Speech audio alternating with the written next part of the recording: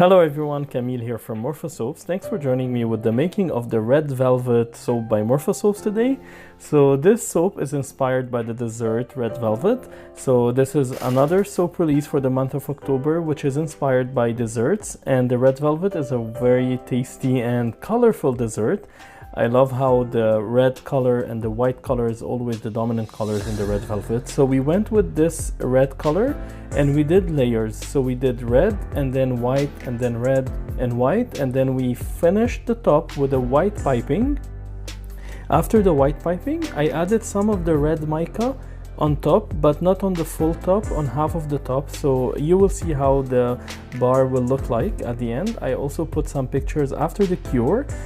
Fortunately, the fragrance oil behaved well. Now the batter was thickened because I had worked with it for a long time.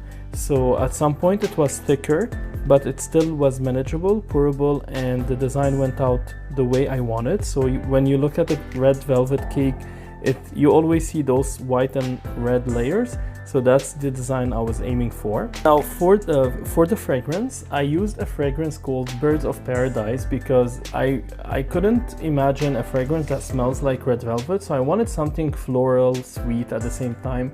So it's a very tropical floral scent. It is described as, it has a top notes of lemon, orange, tuberose, followed by middle notes of Birds of Paradise, the flower, and then gardenia, rose, and honeysuckle, all of them sitting on a base note of magnolia leaves and jasmine.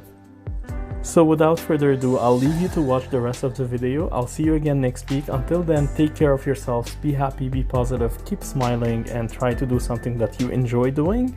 And I'll see you again with the last video for the month of October next week. Take care and bye for now.